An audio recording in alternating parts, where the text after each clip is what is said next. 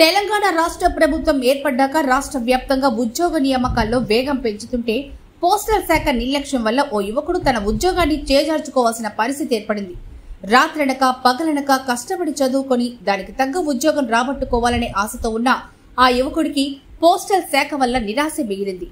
మహబూబ్ నగర్ జిల్లా జడ్చర్ల మండలం గంగాపూర్ గ్రామానికి చెందిన యువకుడు నాగరాజుకు ఇటీవల ఎలక్ట్రిసిటీ డిపార్ట్మెంట్ నుండి ఇంటర్వ్యూకు హాజరు కావాలని లెటర్ రావడంతో సమయానికి పోస్టల్ శాఖ అధికారులు లెటర్ను సదరు యువకుడికి అందజేయకపోవడంతో ఉద్యోగాన్ని కోల్పోయాడు. దీంతో పోస్టల్ శాఖ అధికారుల నిర్లక్ష్యం వల్ల తనకు సమయానికి లెటర్ ఇవ్వకుండా ఉండడంతో ఇంటర్వ్యూకు హాజరు కాకపోవడం పట్ల ఉద్యోగాన్ని కోల్పోయారని ఆగ్రహించిన బాధితుడు తన సహచరులతో కలిసి జడ్చర్ల పోస్టల్ శాఖ అధికారులతో వాగ్వాదానికి దిగాడు. కాగా పోస్టల్ శాఖ నిర్లక్ష్యం వల్లే ఇంటర్వ్యూ లెటర్ను యువకుడికి అందజేయలేకపోయామని సంబంధిత అధికారులు నీళ్లు నమిలారు. ఏదేమైనా పోస్టల్ శాఖ నిర్లక్ష్యం వల్లే తాను ఉద్యోగం కోల్పోయానని వారిపై సంబంధిత పై అధికారులు చర్యలు తీసుకోవాలని బాధితుడు నాగరాజు ఆవేదన వ్యక్తం చేశాడు.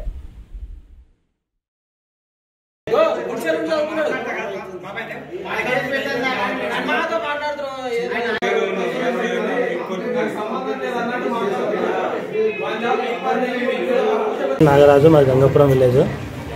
నాకు Telangana electricity department post name వచ్చేసి సబార్డినేటు.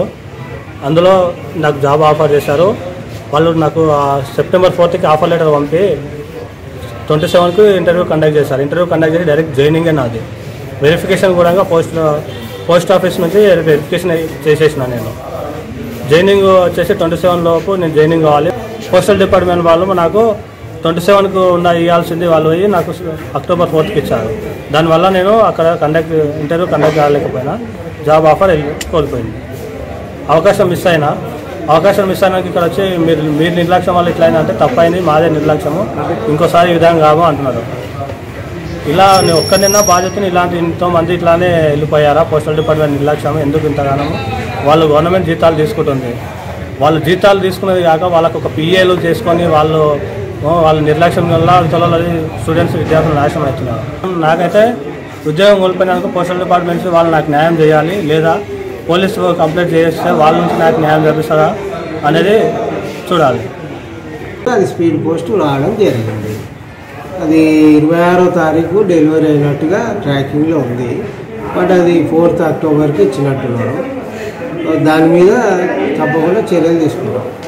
ఇప్పుడు స్పీడ్ పోస్ట్కి సంబంధించి అంటే మేము చెప్పడానికి ఉంటుంది, కానీ దాని మీద మనం చెప్పడానికి లేదు.